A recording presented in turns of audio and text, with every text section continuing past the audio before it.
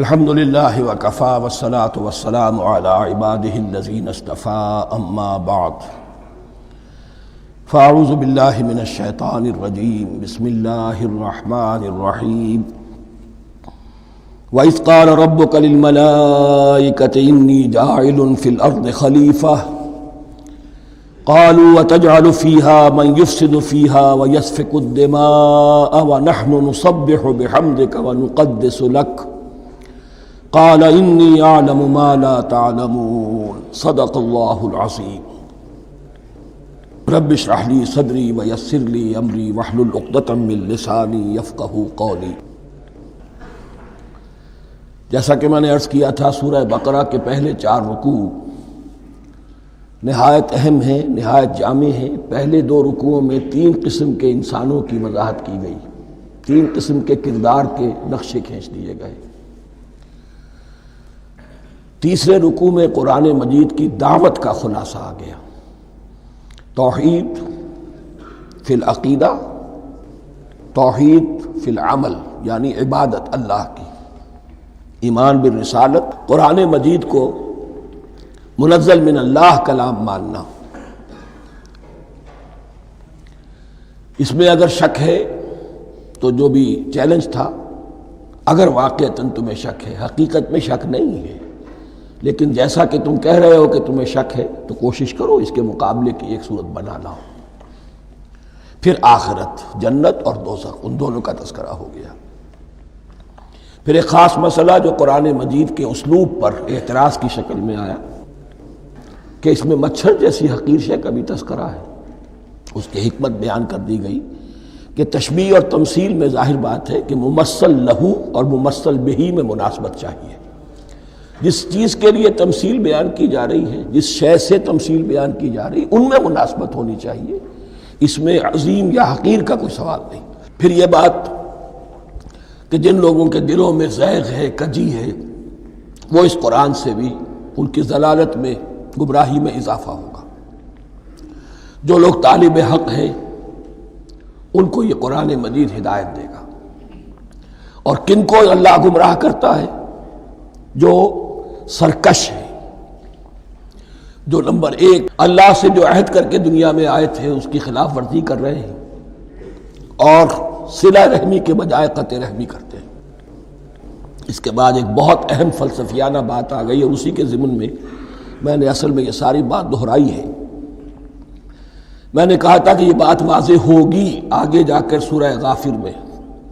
پھر ذہن میں لائیے کہ جب یہ صورت نازل ہوئی ہے، سورہ غافر نازل ہو چکی تھی، لہذا یہاں اجمالی تذکرہ ہے، وہاں تفصیلی تذکرہ ہے۔ اہل جہنم کا قول نقل ہوا ہے، ربنا امتنا اثنتین واحییتنا اثنتین فاعترفنا بذنوبنا فہل الی خروج من سبیل۔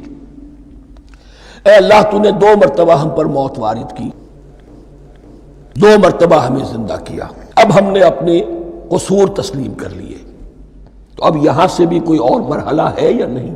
یہاں سے نکلنے کا بھی کوئی راستہ ہے یا نہیں؟ اس سے حقیقت یہ واضح ہوئی، انسان کی تخلیق اول ہوئی عالم ارواح میں، صرف ارواح کی حیثیت سے، اور حدیث میں آتا ہے الارواح جنود مجندہ، لشکروں کی شکل، تمام انسان۔ ان سے عہد لیا گیا الست بربکم قالوا بلی، پھر سلا دیا گیا ارواح کو۔ یہ گویا کہ پہلی موت تھی جو ہم گزار آئے۔ پھر عالم خلق کا مرحلہ آیا۔ عالم خلق میں یہ تناسل کے ذریعے سے رحم مادر میں جب ایک جنین تیار ہوتا ہے تو ایک حدیث ہے حضرت عبداللہ ابن مسعود سے، 4 مہینے کا جب جنین ہو جاتا ہے تو اس کے بعد وہ روح لا کر اس میں پھونک دی جاتی ہے۔ یہ گویا کہ احیاء اولا ہو گیا، پہلی مرتبہ کا زندہ کیا جانا، پہلی موت کی نیند سے جگا دیا گیا۔ اے تازہ واردان بساط ہوائے دل، اب ہم اس دنیا میں اس جسد کے ساتھ زندہ ہوئے، اب پھر موت آئے گی، جسد یہی چلا جائے گا جہاں سے آیا تھا، روح جہاں سے آئی تھی وہاں واپس جائے گی۔ ثم یمیتکم ثم یحییکم ثم الیہ ترجعون، پھر تمہیں اللہ کی طرف لوٹا دیا جائے گا۔ یہ ہے بہت گہرا نقطہ، فلسفہ دین کا۔ اس کے بعد مضمون شروع ہو رہا ہے خلافت کا، جس کا اجمالی جو ہے تذکرہ تیسرے رکوع کی آخری آیت میں آ گیا۔ هو الذی خلق لکم ما فی الارض جمیعا، زمین میں جو کچھ ہے اے انسانوں تمہارے لیے پیدا کیا گیا۔ اسی کے ساتھ جڑتا ہوا مضمون اب خلافت کا آ رہا ہے۔ وَإِذْ قَالَ رَبُّكَ لِلْمَلَائِكَةِ إِنِّي جَاعِلٌ فِي الْأَرْضِ خَلِيفَةً، اور یاد کرو جب کہ کہا تھا تمہارے رب نے فرشتوں سے میں بنانے والا ہوں زمین میں ایک خلیفہ۔ اب خلیفہ کی حقیقت کو سمجھیے، خلیفہ کسے کہتے ہیں؟ نائب۔ عام طور پر لوگوں کو مغالطہ ہوتا ہے کہ خلیفہ جانشین جو ہے وہ تو کسی کے موت کے بعد ہوتا ہے، زندگی میں تو نہیں ہوتا۔ لیکن یہاں اصل میں ہمارے لیے بہت آسان ہے، انسان کی جو اصل حقیقت ہے اس دنیا میں اس کو سمجھنے کے لیے یوں سمجھیے کہ ہم آج سے 50 سال پہلے انگریز کے غلام تھے۔ ہمارا بادشاہ یا ملکہ انگلستان میں تھا یا تھی، دہلی میں وائس رائے ہوتا تھا۔ وائس رائے کا کام کیا ہے؟ جو حکم آیا ہے ہز میجسٹیز گورنمنٹ کا یا ہر میجسٹیز گورنمنٹ کا جو حکم آیا ہے بلا چون و چرا بغیر کسی تغیر اور تبدل کے نافذ کرے۔ ہاں جہاں کوئی حکم وہاں سے نہیں ہے تو یہاں کے حالات میں بہترین اپنی رائے قائم کرے، غور و فکر کرے، یہاں کی مصلحتیں کیا ہے، جو چیز بھی امپائر کی مصلحت میں ہو اس کے مطابق فیصلہ کر سکتا ہے۔ بین ہی یہی رشتہ ہے، اللہ ہے لیکن اللہ نے اپنے آپ کو غیب کے پردے میں چھپا لیا ہے۔ زمین پر انسان ہے، اب انسان کا کام یہ ہے جو ہدایت آ رہی ہے اللہ کی طرف سے اس پر تو بے چون و چرا عمل کرے۔ جہاں کوئی ایکسپریس ہدایت نہیں ہے، کوئی واضح ہدایت نہیں ہے، وہاں اپنے بیسٹ ججمنٹ کو ایکسرسائز کرے، اسی کا نام اجتہاد ہے۔ غور و فکر کرے، سوچے، اور جو بات روح دین کے زیادہ سے زیادہ مطابقت رکھنے والی ہو اس کو اختیار کر لے۔ بین ہی یہی رشتہ ہے در حقیقت رشتہ خلافت کہ جو اللہ اور انسان کے مابین ہے۔ اب یہ جو دی گئی ہے یہ حیثیت تمام انسانوں کو دی گئی ہے، پوٹینشلی ہر انسان اللہ کا خلیفہ ہے، لیکن جو اللہ کا باغی ہو جائے، جو خود حاکمیت کا مدعی ہو گیا گویا کہ وہ باغی ہے۔ اب اگر شاہ جہان بادشاہ تھا، اس کا کوئی ولی عہد تھا، اور ولی عہد جو ہے صبر نہیں کر سکتا، اپنے باپ کی زندگی ہی میں بغاوت کر دیتا ہے، حکومت حاصل کرنا چاہتا ہے، تو اب وہ کیا ہے؟ واجب القتل ہے۔ جو لوگ بھی حاکمیت کے مدعی ہو گئے ویسے تو حقیقت واجب القتل ہے، لیکن دنیا میں مہلت دی ہے اللہ نے، یہ دار الامتحان ہے، فوراً قتل نہیں کرتا، فوراً ختم نہیں کرتا۔ وَلَوْلَا كَلِمَةٌ سَبَقَتْ مِن رَبِّكَ إِلَىٰ أَجَلٍ مُّسَمًّى لَقُضِيَ بَيْنَهُمْ، اگر یہ پہلے بات طے نہ ہو چکی ہوتی، ایک وقت معین تک کے لیے انہیں مہلت اللہ نے نہ دی ہوتی تو اللہ فیصلہ چکا دیتا، لیکن مہلت دی ہے۔ لیکن کم سے کم اتنی سزا ملتی ہے کہ اب وہ خلافت کے حق سے محروم کر دیے گئے۔ گویا کہ اب خلافت دنیا میں ہوگی خلافت المسلمین، صرف وہی شخص کہ جو اللہ کو مانے اپنا حاکم مطلق، وہ خلافت کا اہل ہے۔ تو یہ چند باتیں خلافت کی اصل حقیقت کے ضمن میں یہیں پر سمجھ لیجیے۔ وَإِذْ قَالَ رَبُّكَ لِلْمَلَائِكَةِ إِنِّي جَاعِلٌ فِي الْأَرْضِ خَلِيفَةً قَالُوا أَتَجْعَلُ فِيهَا مَن يُفْسِدُ فِيهَا وَيَسْفِكُ الدِّمَاءَ وَنَحْنُ نُسَبِّحُ بِحَمْدِكَ وَنُقَدِّسُ لَكَ۔ اور یاد کرو جب کہ تمہارے رب نے کہا تھا فرشتوں سے کہ میں زمین میں خلیفہ بنانے والا ہوں، تو انہوں نے کہا کہ کیا تو بنائے گا اس میں جو فساد مچائے گا اس میں اور خوریزی کرے گا۔ وَنَحْنُ نُسَبِّحُ بِحَمْدِكَ وَنُقَدِّسُ لَكَ، ہم آپ کی تسبیح اور تحمید اور آپ کی تقدیس میں لگے ہوئے ہیں۔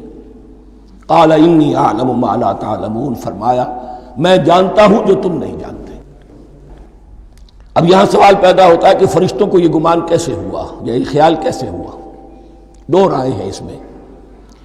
ایک تو یہ کہ انسان کی تخلیق سے پہلے اس دنیا میں جنات تھے اور انہیں بھی کچھ اللہ نے تھوڑا سا اختیار دیا تھا، اور انہوں نے یہاں فساد مچایا.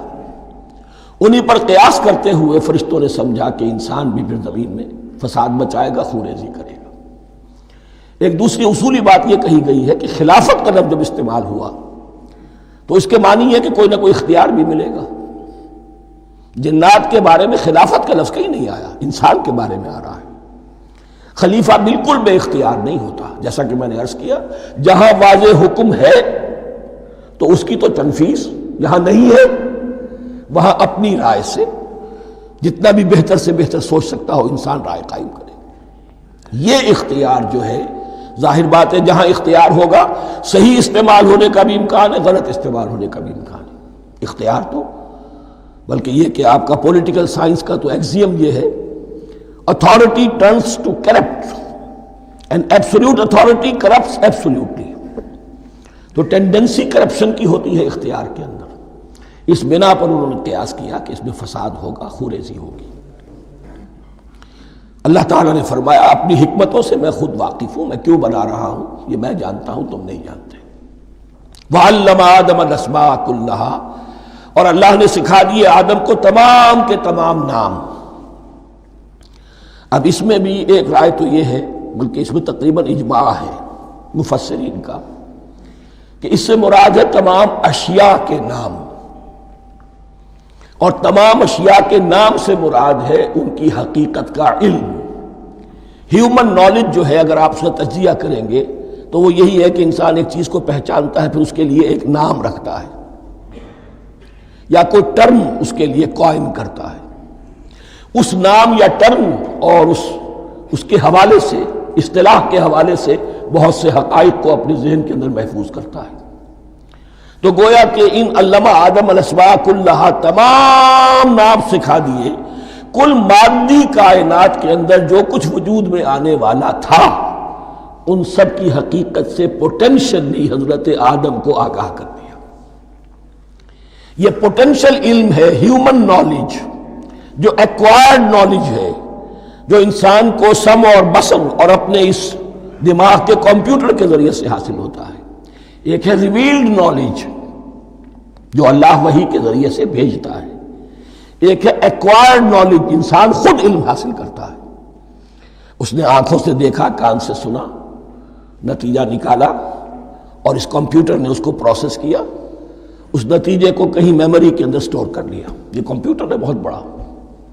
پھر کچھ اور دیکھا، کچھ اور سنا، کچھ چھو کر معلوم ہوا، کچھ چکھ کر معلوم ہوا، کچھ سونگھ کر معلوم ہوا، کوئی اور نتیجہ نکلا، اسے وہ پاس میموری کے ساتھ اس کو ٹیلی کیا اور نتیجہ نکالا. اس طرح رفتہ رفتہ ان السمع والبصر والفؤاد کل اولئک کان عنہ مسئولا. یہ ایکوائرڈ نالج تین چیزوں سے انسان کو حاصل ہو رہا ہے، سماعت، بصارت اور یہ عقل جو فائدہ اخذ کرتی ہے، جو اس کو پروسیس کرتی ہے، اس تمام جو سینس ڈیٹا اس کو مہیا ہوتا ہے سینس آرگنز کے ذریعے سے. یہ علم ہے جو پوٹینشلی حضرت آدم کو دے دیا گیا. اس کی ایکسفولیشن ہو رہی ہے، اب درجہ بدرجہ وہ علم پھیل رہا ہے، بڑھ رہا ہے، اور بڑھتے بڑھتے کہاں تک پہنچے گا ہم کچھ نہیں کہہ سکتے. کہاں سے کہاں پہنچ گیا انسان. اس نصف صدی کے اندر علم انسانی میں جو ایکسپلوژن ہوا ہے میں اور آپ اس کا تصور تک نہیں کر سکتے. اکثر بڑے بڑے جو سائنسدان ہیں انہیں تصور نہیں ہے، اس لیے کہ ایک شخص اپنی لائن فزکس کے بارے میں جانتا ہے کیا کچھ ہو گیا، یا فزکس کی بھی کسی شاخ کے بارے میں جانتا ہے، باقی دوسری جو لائن ہے اسے کچھ پتہ نہیں.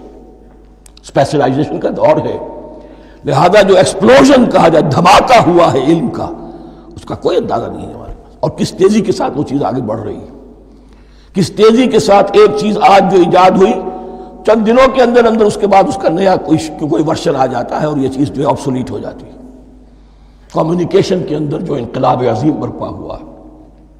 تو آپ یہ سمجھیے کہ اقبال نے جو شعر کبھی کہا تھا کہ عروج آدم خاکی سے انجم سہمے جاتے ہیں کہ یہ ٹوٹا ہوا تارا مہ کامل نہ بن جائے. اور یہ مہ کامل بنے گا کب؟ جب دجال کی شکل اختیار کرے گا. دجال کون ہوگا؟ جو ان تمام قواعد طبیعہ کے اوپر قابو پا لے گا، جب چاہے گا جہاں چاہے گا بارش برسائے گا. رزق کے تمام خزانے اپنے ہاتھ میں لے لے گا، جو اس کے اوپر ایمان لائے گا اسی کو ملے گا، کسی اور کو نہیں ملے گا، اس کی آواز پوری دنیا میں سنائی دے گی، وہ چند دنوں کے اندر پوری دنیا کا چکر لگا لے گا۔ یہ ساری چیزیں جو حدیث میں دجال کے بارے میں آئی ہیں وہ اسی علم آدم ایکوائرڈ نالج کے اس حد کو پہنچ جانا کہ وہ ٹوٹل مسٹریز نیچر کی جو ہے وہ اس پر منکشف ہو جائے اور ان قواعد طبیعہ کو وہ ہارنس کر لے، قابو میں لے آئے اور انہیں استعمال کرے۔ کبھی جب ہمارے کسی بہت 200-300ویں کوئی پیڑھی میں کوئی ہمارے جد امجد ہوں گے جنہوں نے کوئی چٹان دیکھی کہ گری، پتھر پر پتھر ٹکرایا تو آگ اس میں سے شعلہ نکلا، اس کا یہ مشاہدہ کافی ہو گیا آگ پیدا کرنے کے لیے۔ پتھروں کو ٹکراؤ، آگ پیدا کر لو۔ یہ اس دور کی سب سے بڑی ایجاد تھی، آگ، انرجی۔ اب وہ انرجی کہاں سے کہاں پہنچی؟ وہ آگ نے بھاپ کی شکل اختیار کی، پھر ہم نے بجلی ایجاد کی، اور کب کیا ہے، ایٹمک انرجی ہے، اور نہ معلوم کیا کیا ہے، واللہ اعلم۔ ان تمام چیزوں کا تعلق ہے خلافت ارضی کے ساتھ، لہذا فرشتوں کو جو بتایا گیا وہ یہ ہے کہ آدم کو علم بھی دیا جا رہا ہے، صرف اختیار ہی نہیں دیا جا رہا، علم دیا جا رہا ہے۔ وَعَلَّمَ آدَمَ الْأَسْمَاءَ كُلَّهَا ثُمَّ عَرَضَهُمْ عَلَى الْمَلَائِكَةِ، پھر ان تمام اشیاء کو پیش کیا فرشتوں کے سامنے۔ فَقَالَ أَنبِئُونِي بِأَسْمَاءِ هَؤُلَاءِ، اور فرمایا کہ مجھے بتاؤ ان چیزوں کے نام، ان کنتم صادقین، اگر تم سچے ہو۔ قالوا سبحانک لا علم لنا الا ما علمتنا، انہوں نے کہا پروردگار تو پاک ہے ہر نقص سے، ہر عیب سے، ہر ضعف سے، ہر احتیاج سے، مبرہ ہے، منزہ ہے، اعلیٰ ہے، ارفع ہے۔ لا علم لنا الا ما علمتنا، ہمیں کوئی علم حاصل نہیں سوائے اس کے جو تو نے ہمیں سکھا دیا ہے۔ اس کی تعبیر یہی بہتر معلوم ہوتی ہے کہ ملائکہ کی حیثیت در حقیقت اس کائناتی جو حکومت ہے اللہ کی آفاقی حکومت، اس کے کارندوں کی ہے، یہ اس کے سول سرونٹس ہیں، تو ہر ایک کو صرف اس کے شعبے کے متعلق علم دیا گیا ہے، علم جامع نہیں ہے، تمام چیزوں کا علم یہ معلوم کرنے کی استعداد ان کے پاس نہیں ہے۔ کوئی فرشتہ فرض کیجئے بارش کے اوپر مامور ہے، کوئی پہاڑوں پر مامور ہے، جس کا ذکر سیرت میں آتا ہے کہ جب طائف میں حضور پر پتھراؤ ہوا ہے تو اس کے بعد ایک فرشتہ حاضر ہوا ہے کہ میں ملک الجبال ہوں، اللہ نے مجھے پہاڑوں پر مامور کیا ہوا ہے، آپ اگر فرمائیں تو جن لوگوں نے آپ کو ستایا ہے، یہ جو طائف جن دو پہاڑوں کے درمیان یہ وادی ہے، ان کو آپس میں ٹکرا دو کہ یہ پس کر اور سرما بن جائے۔ آپ نے فرمایا نہیں، کیا عجب، اللہ تعالیٰ ان کی اگلی نسلوں کو ہدایت دے دے۔ تو فرشتے ہیں، کوئی پہاڑوں پر مامور ہے، کوئی کسی خدمت پر مامور ہے، ان کو علم دیا گیا ہے صرف انہی کی اپنی جو بھی فرائض منصبی ہیں ان کے شعبے سے متعلق، کل نہیں۔ جامعیت جو ہے علم کی وہ ہے کہ جو حضرت آدم علیہ السلام کو پوٹینشلی دے دی گئی اور جو اب بڑھتے بڑھتے ایک بہت جلاور درخت بن چکا۔ سبحانک لا علم لنا الا ما علمتنا انک انت العلیم الحکیم، یقیناً آپ ہی کی ذات ہے جو کل کے کل علم کی حامل ہے اور جس کے اوپر حکمت بھی، جس کی حکمت بھی کامل ہے، باقی تو ہر مخلوق میں سے ہر ایک کا علم ناقص رہے گا۔ العلیم، کل علم کا جاننے والا تو ہی ہے، الحکیم، کل حکمت وہ تو تیرے ہی پاس ہے۔ قال یا آدم انبئہم باسمائہم، اللہ نے فرمایا کہ آدم ان کو بتاؤ ان کے نام۔ فلما انباہم باسمائہم، تو جب انہوں نے بتا دیے ان کو، فرشتوں کو، ان کے نام، قال الم اقل لکم انی اعلم غیب السماوات والارض، تو اللہ نے فرمایا کہ میں نے کہا نہیں تھا کہ میں جانتا ہوں آسمانوں اور زمین کی تمام غائب چیزوں کو جو تمہاری نگاہوں سے بھی اوجھل ہے، غیب، میں ہر شے کا جاننے والا ہوں۔ وَأَعْلَمُ مَا تُبْدُونَ وَمَا كُنْتُمْ تَكْتُمُونَ، اور میں جانتا ہوں جو کوئی تم ظاہر کر رہے تھے اور جو کوئی تم چھپا رہے تھے۔ چھپانے میں محسوس ہوتا ہے کہ ان کی خواہش یہ تھی کہ خلافت ہمیں ملے، ہم خدام ادب ہیں، ہر وقت تسبیح و تحمید اور تقدیس میں مصروف ہیں، جو حکم ملتا ہے بجا لاتے ہیں، تو یہ خلافت کسی اور مخلوق کو کیوں ملے؟ یہاں صرف یہ اور بتا دوں کہ یہ چونکہ اب ایک تیسری مخلوق کا ذکر بھی بعد میں آئے گا، 3 صاحب تشخص مخلوقات ہیں اللہ کی، صاحب تشخص، صاحب شعور، جن میں میں کا شعور ہے، انا، میں۔ ایک ملائکہ ہیں، ان کی تخلیق نور سے ہوئی ہے۔ ایک انسان ہے جن کی تخلیق گارے سے ہوئی ہے۔ ایک جنات ہیں جن کی تخلیق آگ سے ہوئی ہے۔ باقی حیوانات ہیں، ان میں شعور تو ہے، خود شعوری نہیں ہے۔ Self consciousness, there is a world of difference between consciousness and self consciousness۔ انسان جب دیکھتا ہے تو اس کو یہ بھی معلوم ہے میں دیکھ رہا ہوں۔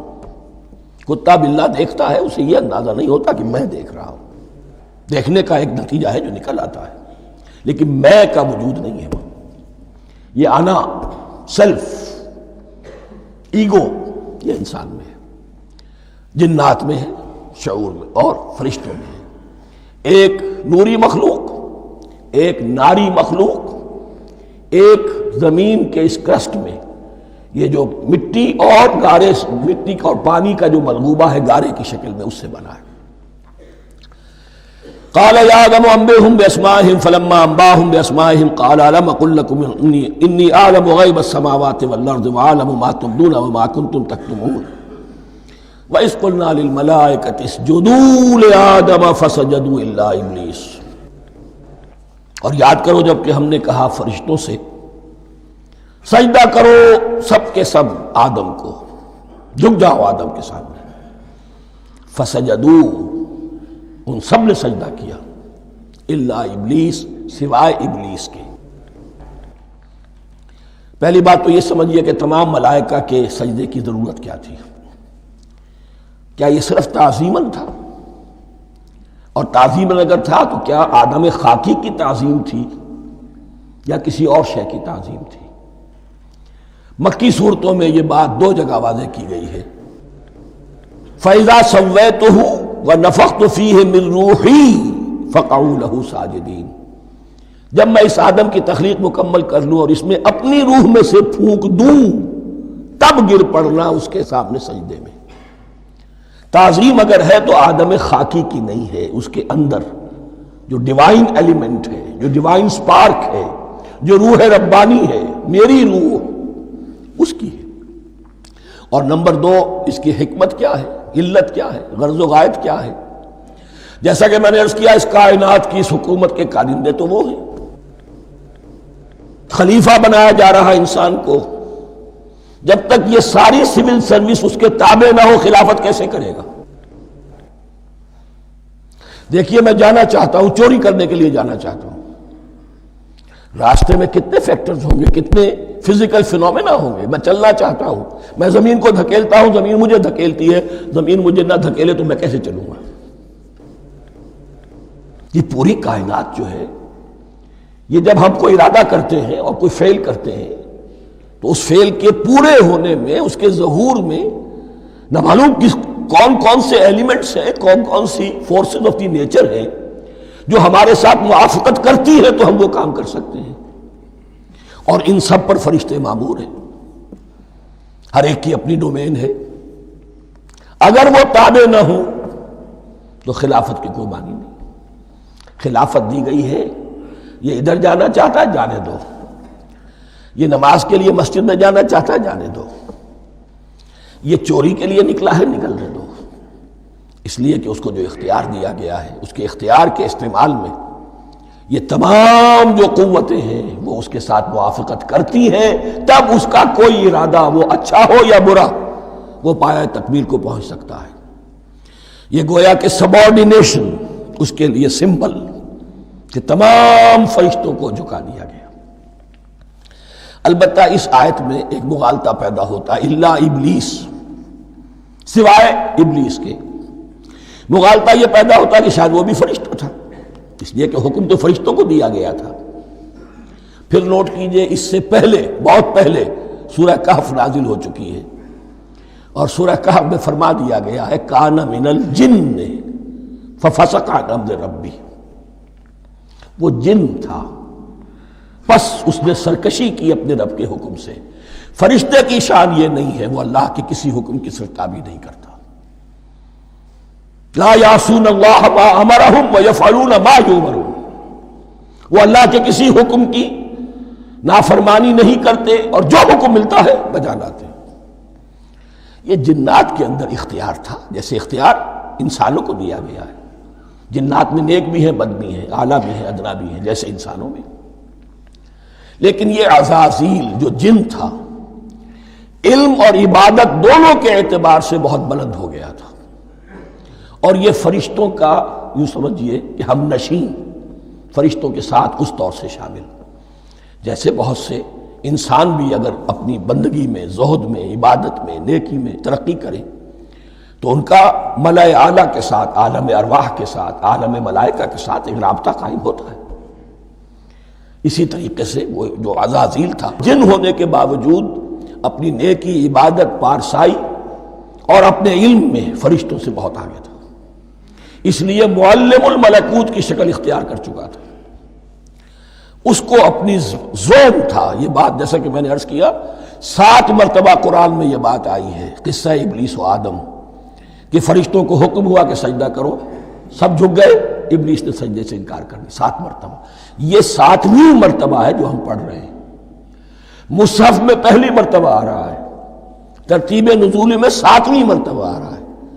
یہ آدم و ابلیس کا قصہ اس سے آگے سورہ اعراف میں آئے گا، پھر سورہ ہجر میں آئے گا، سورہ بنی اسرائیل میں آئے گا، سورہ کہف میں آئے گا، سورہ طٰہٰ میں آئے گا، سورہ صاد میں آئے گا، 6 مرتبہ مکی قرآن میں، 1 مرتبہ یہاں۔ تو یہاں اشارہ نہیں کیا، اس لیے مغالطہ ہو سکتا ہے، لیکن یہ کہ سورہ کہف میں آپ کو بتا چکا ہوں کان من الجن ففسق عن امر ربی، اس نے اپنے رب کے حکم سے سرتابی۔ ابلیس اس کا صفاتی نام ہے اب، اس لیے کہ اب لسیبلسو کے معنی ہوتے ہیں مایوس ہو جانا، یہ اللہ کی رحمت سے بالکل مایوس ہے، اور مایوس جو ہو جائے وہ شیطان ہو جاتا ہے۔ اب میرا تو چھٹکارا نہیں ہے، جتنوں کو برباد کر سکوں کروں، میری تو عاقبت خراب ہو چکی ہے، جتنوں کو اپنے ساتھ، ہم تو ڈوبے ہیں صنم، تم کو بھی لے ڈوبیں گے۔ اب وہ شیطان اس معنی میں کہ انسان کی عداوت اس کی گھٹی میں پڑ گئی، اس نے اللہ سے پھر اجازت بھی لی کہ مجھے مہلت دے دے، یوم یبعثون، قیامت تک کے دن کے لیے، تو میں ثابت کر دوں گا کہ یہ آدم اس رتبے کا حقدار نہ تھا، مستحق نہ تھا جو اسے دیا گیا۔ انا خیر منہ، میں اس سے بہتر ہوں۔ خلقتنی من نار وخلقتہ من طین، تو نے مجھے آگ سے بنایا، اسے گارے سے بنایا۔ لیکن یہ تکبر ہے در حقیقت کہ جس نے اسے راندہ درگاہ حق کر دیا۔ وَإِذْ قُلْنَا لِلْمَلَائِكَةِ اسْجُدُوا لِآدَمَ فَسَجَدُوا إِلَّا إِبْلِيسَ أَبَىٰ وَاسْتَكْبَرَ، ابا اس نے انکار کیا، واستکبر اور تکبر کیا، استکبار کیا، وَكَانَ مِنَ الْكَافِرِينَ۔ کانا عربی زبان میں 2 طرح کا ہوتا ہے، تامہ، ناقصہ۔ ایک معنی یہ ہو سکتے ہیں کہ ہو گیا، اب اپنے اس استکبار اور انکار کی وجہ سے کانا من الکافرین، وہ کافروں میں سے ہو گیا۔ ایک کانا تامہ ہوتا تھا ہی کافروں میں سے، یعنی اس کے اندر سرکشی چھپی ہوئی تھی، اب ظاہر ہو گئی۔ یہ معاملہ ہوتا ہے، کسی شخص کی بدنیتی اس کے اوپر پردے پڑے رہتے ہیں نیکی کے، زہد کے، کسی خاص وقت میں آ کر وہ ننگا ہو جاتا ہے، اور جو اس کے اندر تھا اصل، اس کی حقیقت، وہ سامنے آ جاتی ہے۔ اس کا امکان ہے، تو دونوں معنی اس کے ہو سکتے ہیں۔ وَقُلْنَا يَا آدَمُ اسْكُنْ أَنْتَ وَزَوْجُكَ الْجَنَّةَ، اور ہم نے کہا کہ اے آدم رہو تم اور تمہاری بیوی جنت میں۔ اب یہ جنت کون سی ہے؟ اکثر حضرات کے نام کر کے نزدیک یہ جنت کہیں آسمان ہی میں تھی، آسمان ہی میں حضرت آدم کی تخلیق ہوئی۔ البتہ یہ سب مانتے ہیں کہ ایک وہ جنت الفردوس جو ہے، جس میں جانے کے بعد پھر واپس نکلنے کا کوئی امکان نہیں، یہ وہ جنت نہیں ہے جس میں کہ آخرت میں لوگوں کو جا کر داخل ہونا ہے، اس میں داخل ہونے والے کے نکلنے کا کوئی امکان نہیں۔ ایک رائے یہ بھی ہے، میرا رجحان اس رائے کی طرف ہے، تخلیق آدم اسی زمین پر ہوئی ہے، وہ جن مراحل سے گزری ہے تخلیق وہ ایک علیحدہ مسئلہ ہے۔ بایولوجی اور وحی دونوں اس پر متفق ہیں کہ مٹی سے، کرسٹ آف دی ارتھ سے انسان بنا ہے، اس پر اتفاق ہے قرآن کا بھی اور بایولوجی کا بھی، جدید علم الحیوانات کا بھی، علم الحیات کا۔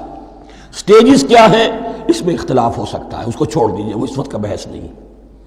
یہی کسی اونچے مقام پر کوئی سرسبز و شاداب علاقہ تھا جہاں حضرت آدم کو رکھا گیا، جہاں ہر طرح کے میوے تھے، ہر شے، لا تظمأ فیہا ولا تضحیٰ، نہ اس میں بھوک لگے گی نہ دھوپ تمہیں ستائے گی، ہر طرح کی چیز تمہیں فراہم ہے۔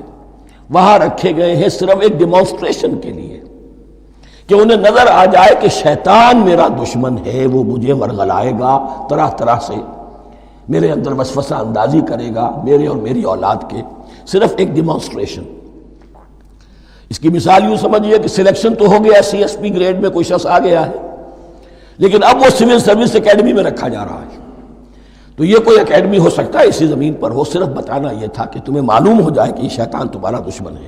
اس لیے کہ اس میں جو ایک لفظ حبوط کا آ رہا ہے، وہ حبوط صرف ایک ہی معنی میں نہیں ہوتا، دوسری معنی میں بھی ہے۔ واللہ عالم، یہ چیزیں پھر متشابہات میں رہیں گی، اس لیے ان کے بارے میں کوئی ایک رائے دوسری رائے، اس کے لیے ذہن سے، عقل سے بات کر کے ایک یا دوسری رائے اختیار کر سکتے ہیں۔ وَقُلْنَا يَا آدَمُ اسْكُنْ أَنْتَ وَزَوْجُكَ الْجَنَّةَ، اور ہم نے کہا کہ رہو اے آدم، تم بھی اور تمہاری بیوی بھی باغ میں، اس باغ میں، الجنہ، اس باغ میں، گویا کہ اشارہ کیا جا رہا ہے۔ وَكُلَا مِنْهَا رَغَدًا حَيْثُ شِئْتُمْ، اور کھاؤ اس میں سے با فراغت جہاں سے چاہو، ہر طرح کا پھل ہے کھاؤ۔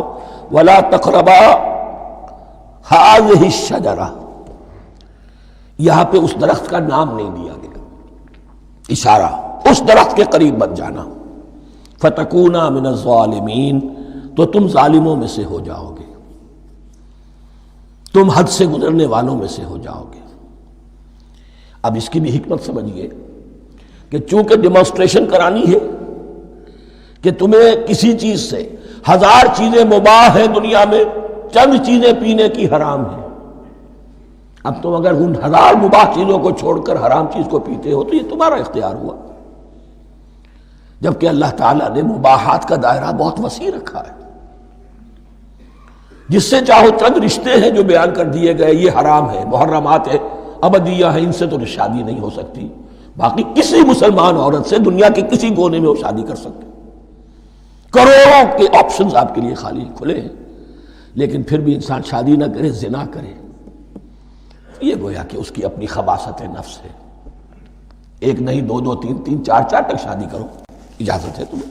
تو اس اعتبار سے مباحات، اب یہ پورا باغ تمہارے لیے مباح ہے، بس ایک درخت ہے اس کے پاس نہ جانا، اور درخت کا نام لینے کی کوئی ضرورت نہیں، تو آزمائش تھی نا، صرف ایک آزمائش اور اس کی ڈیمانسٹریشن۔ فَأَزَلَّهُمَا الشَّيْطَانُ عَنْهَا، تو پھسلا دیا ان دونوں کو شیطان نے اس درخت کے بارے میں۔ اب وہ کس کس طریقے سے پھسلایا، یہ بھی جیسا کہ میں نے عرض کیا 6 مرتبہ چونکہ یہ قصہ آ چکا ہے، اس کی آپ کو سورہ طٰہٰ میں تفصیل ملے گی، کس کس طریقے سے پھسلایا اور اس بات کے لیے تیار کیا۔ فَأَخْرَجَهُمَا مِمَّا كَانَا فِيهِ، تو نکلوا دیا ان دونوں کو اس کیفیت میں سے جس میں کہ وہ تھے، وہ کیفیت کہ نہ کوئی مشقت ہے نہ کوئی محنت ہے، اور انسان کو ہر طرح کا اچھے سے اچھا پھل مل رہا ہے، تمام ضروریات فراہم ہیں، خاص کوئی حلہ جنت ہے جس کا کہ لباس بھی عطا کیا گیا ہے، لیکن ان کیفیات سے اب نکال کر، اب جسے آپ کہیں گے bitter facts of life، اچھا اب جاؤ، یہ ڈیمانسٹریشن کرنی تھی، ہو گئی، شیطان تمہارا دشمن ہے، تمہارا اور تمہاری نسل کا، شیطان لعین، اور وہ تمہیں پھسلائے گا جیسے آج پھسلایا ہے۔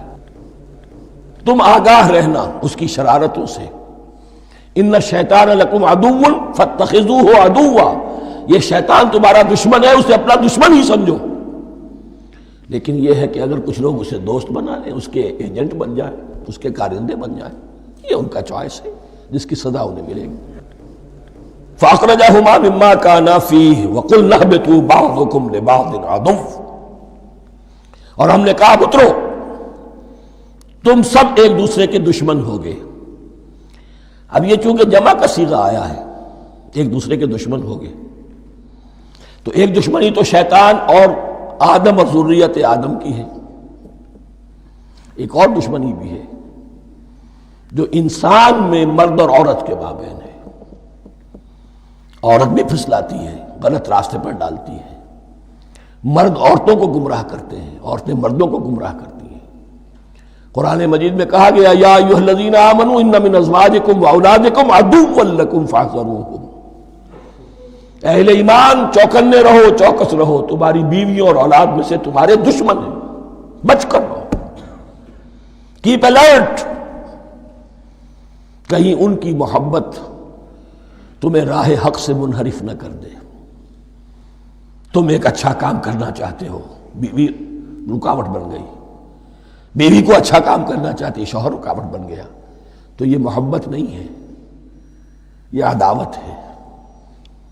اس حوالے سے بعضکم لبعض عدو وَلَكُمْ فِي الْأَرْضِ مُسْتَقَرٌّ وَمَتَاعٌ إِلَىٰ حِينٍ، اور تمہارے لیے اب زمین میں مستقر ہے، جائے قیام ہے اور متاع ہے، ضرورت کی چیزیں ہیں ہم نے فراہم کر دی ہیں، إِلَىٰ حِينٍ، لیکن ایک وقت معین تک کے لیے، یہ ابدی نہیں ہے، ایک وقت آئے گا یہ بساط ہم لپیٹ دیں گے۔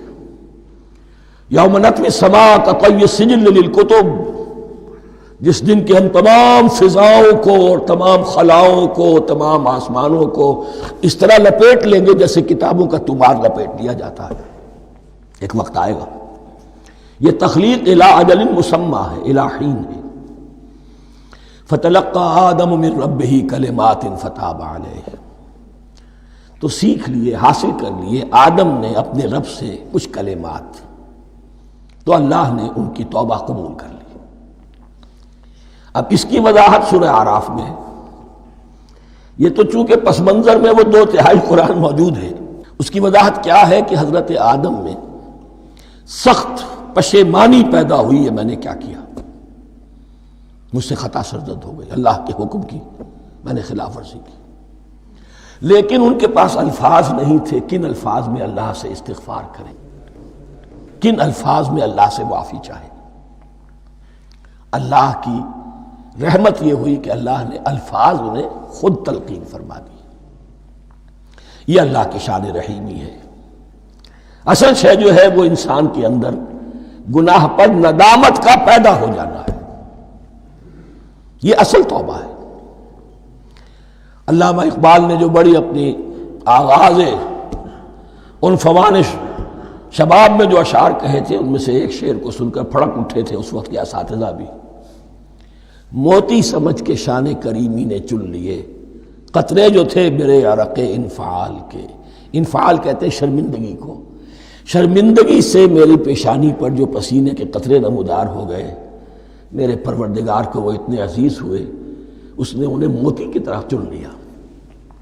موتی سمجھ کے شان کریمی نے چن لیے قطرے جو تھے میرے عرق انفعال کے، تو فتلقى آدم من ربہ کلمات، ان پر پچھتاوا ہوا، ندامت ہوئی، اللہ نے انہیں الفاظ، وہ الفاظ کیا تھے وہ سورہ اعراف میں ہیں، ربنا ظلمنا انفسنا وان لم تغفر لنا وترحمنا لنکونن من الخاسرین، اے اللہ ہم نے اپنی جانوں پر ظلم کیا ہے، اور اگر تو نے ہمیں بخش نہ دیا اور رحم نہ فرمایا تو ہم تو خسارہ والوں میں ہو جائیں گے، تباہ ہو جائیں گے، برباد ہو جائیں گے۔ یہی پر فوری تقابل موجود ہے۔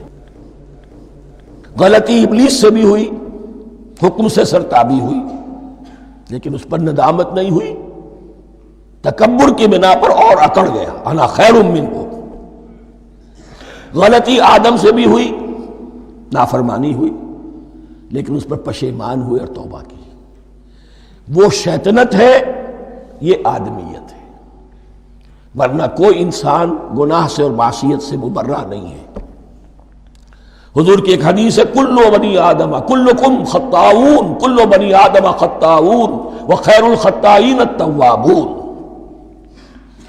آدم کے تمام اولاد، تمام انسان خطا کار ہیں، ان خطا کاروں میں بہتر وہ ہیں، اچھے وہ ہیں جو توبہ کرتے ہیں۔ تو یہاں حضرت آدم سے غلطی ہوئی، انہوں نے توبہ کی، پشیمانی ہوئی، ندامت ہوئی، اس نے کی اور اس پر جم گیا، اصرار کیا. فتلقى آدم من ربه کلمات فتاب علیہ انہ هو التواب الرحیم. یقیناً وہی تو ہے بہت توبہ کو قبول فرمانے والا اور بہت رحم فرمانے والا. یہ نوٹ کیجئے گا توبہ کا لفظ دونوں طرف سے آتا ہے. بندہ بھی تواب وخیر الخطائین التوابون. تواب بندے بھی ہو گئے، تواب اللہ بھی ہے. اس کی اصل حقیقت کیا ہے؟ بندے نے خطا کی اور دور ہو گیا اللہ سے. اللہ نے اپنی رحمت کی نگاہ اس سے پھیر لی. بندے نے توبہ کی، اللہ پھر اپنی رحمت کے ساتھ اس کی طرف متوجہ ہو گیا. توبہ کے معنی پلٹنا. بندہ معصیت سے توبہ کر کے اپنی اصلاح کی طرف، بندگی کی طرف، اطاعت کی طرف پلٹ آیا. اللہ نے جو اپنی نظر رحمت پھیر لی تھی، اللہ نے پھر وہی اپنی شان غفاری اور رحیمی کے ساتھ بندے کی طرف توجہ فرما لی. جس کے لیے حدیث میں الفاظ آتے ہیں تم اگر میری طرف بالشت بھراؤ گے میں ہاتھ بھراؤں گا، تم اگر چل کر آؤ گے میں دوڑ کر آؤں گا. ہم تو مائل بکرم ہے کوئی سائل ہی نہیں، راہ دکھلائیں کسے رہنم منزل ہی نہیں. وہ تو تواب ہے. بس فرق یہ ہے کہ تابہ بندے کے لیے ہوگا تو الہ ہوگا، تابہ الہ، انی تبت الیک. اور جب اللہ کی طرف سے ہوگا تابہ علیہ، وہ اعلیٰ ہوگا، اس پر توبہ کی. یعنی اللہ کی بلند شان ہے تو انسان توبہ کرتا ہے تو اس کی طرف توبہ کرتا ہے. اللہ کی شان کیا ہے؟ وہ توبہ کرتا ہے تو بندے پر اعلیٰ. فتاب علیہ انہ هو التواب الرحیم. قلنا اہبطوا منہا جمیعا. ہم نے کہہ دیا اتر جاؤ اس سے اب تم سب کے سب. فَإِمَّا يَأْتِيَنَّكُم مِّنِّي هُدًى. اب یہاں لفظ آیا اہبطوا، یہاں بھی پہلے بھی آیا ہے. جو حضرات یہ سمجھتے ہیں کہ تخلیق آدم آسمانوں پر ہوئی ہے اور جنت بھی وہ آسمان میں ہے جہاں رکھے گئے تھے، آزمائشی یا ٹریننگ یا ڈیمانسٹریشن والی جنت، وہ یہاں حبوط کا ترجمہ کریں گے کہ آسمان سے زمین پر اترنے کا حکم دیا گیا. جو لوگ سمجھتے ہیں یہی کسی بلند مقام پر تھے، وہ کہتے ہیں کہ نیچے اترو، کسی بڑی اونچی سطح مرتفع پر اگر کوئی جگہ تھی تو اب نیچے اترو اور جاؤ، اب تمہیں زمین میں ہل چلانا پڑے گا اب روٹی حاصل کرنے کے لیے. یہ جو نعمتوں کے دسترخوان یہاں بچھے ہوئے تھے یہ اب تمہارے لیے نہیں ہے. اس کے لیے اس معنی میں اس لفظ کا استعمال جو ہے وہ آ جائے گا آگے چل کر اسی سورہ بقرہ کے اندر، کہ اس معنی میں بھی سورہ بقرہ کے 7ویں رکوع میں یہ لفظ استعمال ہوا ہے. تو امکان اس کا بھی ہے. بس اس سے آگے ادھر یا ادھر کی زیادہ بحث کرنے کا یہ موقع دورہ ترجمہ قرآن میں نہیں ہے. قُلْ اهْبِطُوا مِنْهَا جَمِيعًا فَإِمَّا يَأْتِيَنَّكُم مِّنِّي هُدًى فَمَن تَبِعَ هُدَايَ فَلَا خَوْفٌ عَلَيْهِمْ وَلَا هُمْ يَحْزَنُونَ. تو جب بھی آئے گی تمہارے پاس میری جانب سے کوئی ہدایت، تو جو کوئی میری ہدایت کی پیروی کرے گا اس کے لیے نہ خوف ہوگا اور نہ وہ حزن سے دوچار ہوگے. یہ ہے علم انسانی کا دوسرا گوشہ، ریویلڈ نالج. اس چوتھے رکوع کی جو حسن ہے اسے دیکھیے. شروع میں ایکوائرڈ نالج کا ذکر ہے جو پوٹینشلی حضرت آدم کی ذات میں رکھ دیا گیا اور جو انسان نے پھر اپنی محنت سے ان السمع والبصر والفؤاد اس کے ذریعے سے آگے بڑھایا. یہ علم ہے چل رہا ہے. آج مغربی اقوام ہم سے بہت آگے ہیں. کبھی ایک زمانے میں مسلمان آگے نکل گئے تھے، لیکن ظاہر بات ہے کہ اس دنیا میں عروج تو انہی کو ہوگا جو ان چیزوں میں سب سے زیادہ جس کی آگہی حاصل ہوگی. البتہ ایک علم وہ ہے جو آسمان سے نازل ہوتا ہے، یہ گیون ہے، ریویلڈ نالج ہے، یہ وحی ہے. فَإِمَّا يَأْتِيَنَّكُم مِّنِّي هُدًى. تمہارے مقام خلافت کا تقاضا یہ ہے جو احکام ہمارے آئے، جو ہدایات ہم بھیجیں ان کو تو پوری طریقے سے اس کی پیروی کرو. فَمَن تَبِعَ هُدَايَ. تو جو کوئی بھی میری ہدایت کی پیروی کرے گا فَلَا خَوْفٌ عَلَيْهِمْ وَلَا هُمْ يَحْزَنُونَ. وَالَّذِينَ كَفَرُوا. اور جو ناشکری کریں گے، کفر کریں گے، انکار کریں گے، وَكَذَّبُوا بِآيَاتِنَا. اور ہماری آیات کو جھٹلائیں گے، فَأُولَٰئِكَ أَصْحَابُ النَّارِ هُمْ فِيهَا خَالِدُونَ. تو وہ جہنمی ہوں گے، آگ والے ہوں گے، اس میں ہمیشہ ہمیشہ رہیں گے. یہ ہے گویا کہ چارٹر، اس نوع انسانی کو جو ابدی چارٹر اللہ نے دیا ہے، جبکہ زمین کا چارج دے دیا گیا خلیفہ کی حیثیت سے۔ یہاں یہ 4 رکوع جو ہے سورہ بقرہ کے، جو میں نے عرض کیا تھا، قرآن کی دعوت، قرآن کا بنیادی فلسفہ، اس پر یہ جام ہے، اور یہ مکی صورتوں کے مضامین کا خلاصہ۔ اب یہاں سے شروع ہو رہا ہے 5ویں رکوع سے مسلسل 10 رکوع، مسلسل خطاب ہے بنی اسرائیل سے۔ البتہ ان میں ایک تقسیم ہے، پہلے رکوع میں دعوت ہے۔ دعوت جب ہوتی ہے تو آمادہ کرنا، تشویق، ترغیب، دل جوئی، نرمی، یہ دعوت کے اجزاء لا ینفک ہیں، اس کے بغیر دعوت مؤثر نہیں ہوتی۔ لہذا ان 7 آیات میں یہ یوں سمجھیے کہ ان 10 رکوعوں کے لیے یہ بمنزلہ فاتحہ ہے۔ جیسے سورہ فاتحہ 7 آیتوں کی، ایسے ہی اس دعوت سابقہ امت مسلمہ کو دعوت دی جا رہی ہے۔ تو کس طرح دی جا رہی ہے؟ یہ کون تھے؟ یہ بھی مسلمان ہی تو تھے نا، کافر تو ہو گئے حضور کا انکار کر کے، ورنہ وہ موسیٰ کے ماننے والے، شریعت ان کے پاس، بڑے بڑے علماء ان میں، علم کا چرچا ان میں، سب کچھ تھا، ان کو دعوت دی جا رہی ہے۔ لیکن میں اس لیے آپ کو چاہتا ہوں، اس کو توجہ دلا رہا ہوں، آج اگر مسلمانوں میں جو غافل ہو گئے، اپنی حقیقت کو بھول گئے، اپنے فرض منصبی سے غافل ہو گئے، دنیا کے اور قوموں کی طرح کی ایک قوم بن کر رہ گئے، اگر کوئی ایک داعی گروہ کھڑا ہو، کوئی جماعت، کوئی فرد، اور اس سے جماعت بنے، تو ظاہر بات ہے سب سے پہلے اسے اسی امت کو دعوت دینی ہوگی، اس لیے کہ دنیا تو اسلام کو پہچانے گی اس امت کے حوالے سے۔ فزیشین ہیل تھائی سیلف، پہلے یہ تو ٹھیک ہو، یہ کہیں پر صحیح اسلام کا نمونہ پیش کرے تو دنیا کو دعوت دے سکو گے، آؤ دیکھو یہ ہے اسلام۔ اس لیے ان کو جو دعوت دینے کا اسلوب ہونا چاہیے وہ عکس ہوگا اس اسلوب کا جو ان 7 آیات میں ہمارے سامنے آ رہا ہے۔ یا بنی اسرائیل اذکروا نعمتی التی انعمت علیکم، اے بنی اسرائیل، اسرائیل کو سمجھ لیجئے یہ مرکب لفظ ہے، اسر، اسی سے اسیر بنا ہے، اسیر جو کسی کا قیدی ہوتا ہے، ایل عبرانی میں اللہ کے لیے ہے، اور اسرائیل کا ترجمہ ہے عبداللہ، اللہ کا غلام، اللہ کے ساتھ بندھا ہوا اس کی اطاعت کے قلاتے کے اندر۔ تو یہ اسرائیل یہ لقب ہے حضرت یعقوب علیہ السلام کا۔ ان کے 12 بیٹے تھے، 12 بیٹوں سے جو نسل چلی وہ بنی اسرائیل ہے، انہی میں حضرت موسیٰ کی بعثت ہوئی اور تورات انہیں دی گئی، پھر یہ ایک بہت بڑی امت بنے۔ ان پر 4 ادوار آ چکے تھے قرآن مجید کے نزول کے وقت، 2 مرتبہ اللہ کی رحمت کی بارشیں ہوئیں، انہیں عروج نصیب ہوا، 2 مرتبہ ان کو دنیا پرستی، شہوت پرستی، اللہ کے احکام کو پس و پیش ڈال دینے کی سزا میں عذاب کے کوڑے ان پر برسے۔ اس کا ذکر آئے گا سورہ بنی اسرائیل کے پہلے رکوع میں۔ اس وقت جب کہ قرآن نازل ہو رہا ہے، اس وقت وہ اپنے اس زوال کے دور میں تھے۔ حال یہ تھا کہ حضور صلی اللہ علیہ وسلم کی بعثت سے پہلے ہی 2nd ٹیمپل بھی شہید کیا جا چکا تھا، گرایا جا چکا تھا۔ حضرت سلیمان نے جو بنایا تھا ہیکل سلیمانی، جس کو یہ 1st ٹیمپل کہتے ہیں، اسے نیبوکدنضر نے گرا دیا تھا حضرت مسیح سے بھی کئی سو سال پہلے۔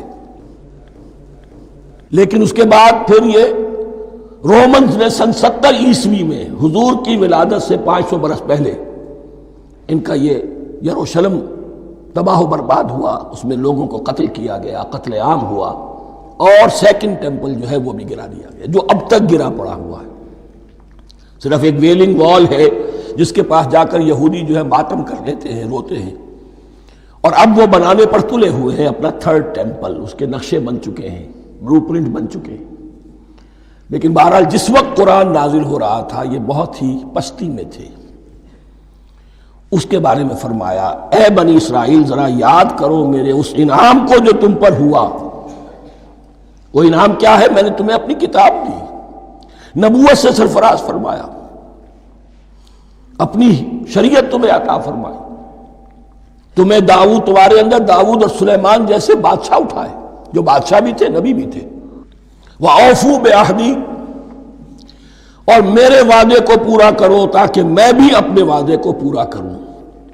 یہ وعدہ ہے جو کتاب استثناء جو ہے اولڈ ٹیسٹمنٹ کی، ڈیوٹرانومی، اس کے 18ویں باب کی آیت نمبر 18 اور 19 میں ہے۔ حضرت موسیٰ سے خطاب کر کے اس میں اللہ نے یہ الفاظ فرمائے، میں ان کے بھائیوں میں سے تیرے مانند ایک نبی برپا کروں گا اور اس کے منہ میں اپنا کلام ڈالوں گا، اور وہ وہی کچھ بتائے گا جو میں اس سے کہوں گا۔ یہ گویا کہ حضرت موسیٰ علیہ السلام کی امت کو بتایا جا رہا تھا کہ نبی آخر الزماں آئیں گے اور تمہیں انہیں قبول کرنا ہے۔ قرآن مجید میں اس کا بڑا تفصیلی ذکر سورہ اعراف میں آئے گا انشاءاللہ، لیکن یہاں فرمایا اوفوا بعہدی اوف بعہدکم، تم میرا عہد پیرا پورا کرو، میرے اس نبی کو تسلیم کرو، اس پر ایمان لاؤ، اس پر کی صدا پر لبیک کہو، تو میں تمہیں میرے انعام و اکرام اور بڑھتے چلے جائیں گے۔ وَإِيَّايَ فَارْهَبُونَ، اور صرف مجھ سے ڈرو۔ وَآمِنُوا بِمَا أَنزَلْتُ مُصَدِّقًا لِمَا مَعَكُمْ، اور ایمان لاؤ اس پر جو میں نے نازل کیا ہے، جو تمہارے پاس جو تورات ہے اس کی تصدیق کرتے ہوئے آیا ہے۔ اس کے دو معنی ہے، ایک تو قرآن تصدیق کرتا ہے تورات کی اور انجیل کی، فیہا ھدی ونور، فیہ ھدی ونور، اور دوسرے یہ کہ قرآن اور محمد صلی اللہ علیہ وسلم ان پیشین گوئیوں کے مصداق بن کر آئے ہیں جو تورات میں تھی، ورنہ وہ پیشین گوئیاں جھوٹی ثابت ہوتی۔ ان کے مصداق کون ہے؟ قرآن اور محمد صلی اللہ علیہ وسلم، یہ دونوں معنی اس کے ہیں۔ وَآمِنُوا بِمَا أَنزَلْتُ مُصَدِّقًا لِمَا مَعَكُمْ وَلَا تَكُونُوا أَوَّلَ كَافِرٍ بِهِ، اور دیکھو تم ہی سب سے پہلے ان کا کفر کرنے والے نہ بن جاؤ۔ تمہیں تو سب کچھ معلوم تھا، تم تو منتظر تھے، تم تو آخری نبی کے انتظار میں تھے اور ان کے حوالے سے دعائیں کیا کرتے تھے کہ اللہ اس نبی آخر الزمان کے واسطے سے ہماری مدد فرما اور کافروں کے مقابلے میں ہمیں فتح عطا فرما۔ یہ آئے گا آگے چل کر اسی سورہ بقرہ کے اندر۔ لیکن اب تم ہی سب سے بڑھ کر کافر ہو گئے، تم ہی سب سے بڑھ کر دشمن ہو گئے۔ وَلَا تَكُونُوا أَوَّلَ كَافِرٍ بِهِ وَلَا تَشْتَرُوا بِآيَاتِي ثَمَنًا قَلِيلًا، اور دیکھو میری ان آیات کے عوض حقیر سی قیمت قبول نہ کرو۔ یہ آیات الہیہ ہیں، ان کو رد کر رہے ہو کس لیے؟ ہماری مسندیں، ہماری حیثیت، ہماری چودراہٹیں، کہیں ان پر کوئی آنچ نہ آ جائے۔ حقیر سی چیزیں، یہ صرف اس دنیا کا سامان ہے، اس کے سوا کچھ نہیں۔ وَلَا تَشْتَرُوا بِآيَاتِي ثَمَنًا قَلِيلًا وَإِيَّايَ فَاتَّقُونِ، اور صرف مجھ سے تقوی اختیار کرو، میرا تقوی اختیار کرو۔ وَلَا تَلْبِسُوا الْحَقَّ بِالْبَاطِلِ وَتَكْتُمُوا الْحَقَّ وَأَنْتُمْ تَعْلَمُونَ، اور نہ گڈمڈ کرو حق کے ساتھ باطل کو، اور مت چھپاؤ حق کو، درا حالے کہ تم جانتے ہو۔ یہ بات اچھی طرح نوٹ کرنی ہے، جانتے بوجھتے کرنا، ایک ہے مغالطے میں کرنا، وہ ضلالت ہے، گمراہی ہے۔ ایک جان بوجھ کر کرنا، حق کو پہچان کر اسے رد کرنا، یہ پھر اللہ تعالیٰ کے غضب کو دعوت دینا ہے، ریت آف اللہ، اس کی غضب کو دعوت دینا ہے کہ حق کو پہچان کر اس کی نفی کی جائے۔ وَأَنْتُمْ تَعْلَمُونَ، علماء یہود قرآن مجید میں آگے چل کر آئے گا، ایسے پہچانتے تھے محمد کو اور قرآن کو جیسے اپنے بیٹوں کو، یعرفونہ کما یعرفون ابناہم، ایسے پہچانتے جیسے اپنے بیٹوں۔ وَأَقِیمُوا الصَّلَاةَ وَآتُوا الزَّکَاةَ، دیکھو نماز قائم کرو، زکوٰۃ ادا کرو۔ وَارْکَعُوا مَعَ الرَّاکِعِینَ، اور جھکنے والوں کے ساتھ جھکو۔ یہ اول تو رکوع کو انہوں نے اپنے ہاں سے خارج کر دیا تھا، ثانیاً باجماعت نماز ان کے ہاں ختم ہو گئی تھی۔ وَارْکَعُوا مَعَ الرَّاکِعِینَ، جماعت باجماعت نماز کی طرف اشارہ ہے۔ أَتَأْمُرُونَ النَّاسَ بِالْبِرِّ وَتَنْسَوْنَ أَنفُسَكُمْ، کیا تم لوگوں کو نیکی کا حکم دیتے ہو، تقویٰ کی، پارسائی کی تعلیم دیتے ہو؟ میں کہہ رہا ہوں کہ اصل میں مخاطب کون ہے؟ علماء یہود۔ اس آیت سے ثابت ہو گیا عالم ہمارا بھی جب بھی کھڑا ہوگا اونچے سے اونچا آواز کہے گا، اعلیٰ سے اعلیٰ بات کہے گا۔ اکثر و بیشتر کا حال یہ ہے کہ ان کا اپنا کردار دیکھیے تو کوئی مناسبت ہی نہیں اس سے کہ جو وہ بات کہہ رہا ہے، جو لوگوں کو دعوت دے رہا ہے اس پر خود عمل نہیں۔ تو یہی در حقیقت علماء یہود کا کردار بن چکا تھا۔ اَتَأْمُرُونَ النَّاسَ بِالْبِرِّ وَتَنْسَوْنَ أَنفُسَكُمْ، کیا تم لوگوں کو نیکی کا حکم دیتے ہو اور خود اپنے آپ کو بھول جاتے ہو؟ وَأَنْتُمْ تَتْلُونَ الْكِتَابَ، اور یہ سب کچھ تم کر رہے ہو اس حال میں کہ کتاب پڑھتے بھی ہو، تورات پڑھتے ہو، صاحب تورات ہو۔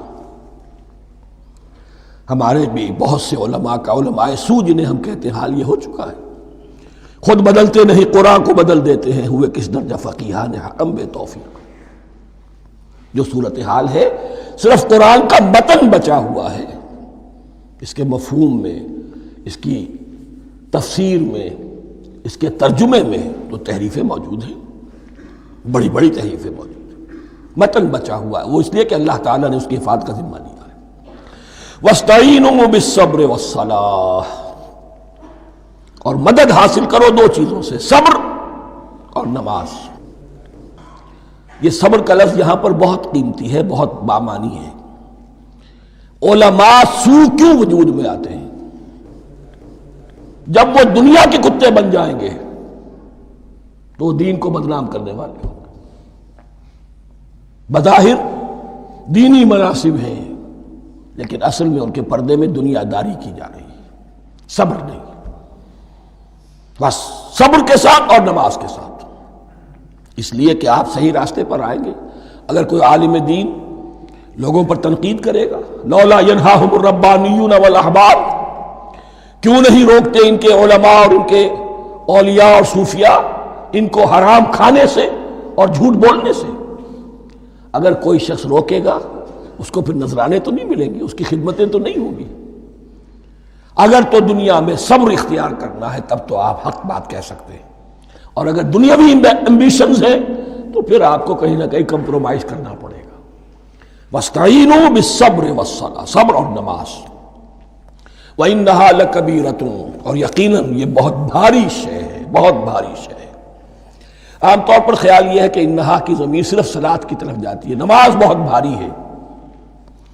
ایک رائے یہ ہے کہ نہیں، یہ پورے طرز عمل کی طرف جا رہی ہے۔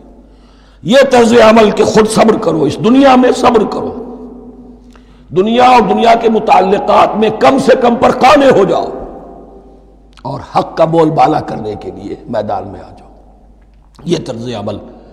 اور اس میں پھر نماز، الصلاۃ عماد الدین۔ وَإِنَّهَا لَكَبِيرَةٌ إِلَّا عَلَى الْخَاشِعِينَ، یہ یقیناً بہت بھاری چیز ہے، یہ روش، یہ رویہ بھی بہت بھاری اور نماز بھی بہت بھاری ہے، سوائے ان خشوع رکھنے والوں کے، ڈرنے والوں کے، جن کے دل جھک گئے ہیں اللہ کے سامنے۔ الذین یظنون انہم ملاقو ربہم، جنہیں یہ یقین ہے کہ انہیں اپنے رب سے ملاقات کرنی ہے، جیسا کہ میں نے شروع میں توجہ دلائی تھی، وبالآخرۃ ہم یوقنون، یہ ایمان بالآخرت ہے جو انسان کو سیدھا رکھتا ہے عمل کے میدان میں۔ الذین یظنون انہم ملاقو ربہم وانہم الیہ راجعون، اور جنہیں یہ یقین ہے کہ بالآخر اسی کی طرف ہمیں لوٹنا ہے۔ بارک اللہ لی ولکم فی القرآن العظیم ونفعنی وإیاکم بالآیات والذکر الحکیم۔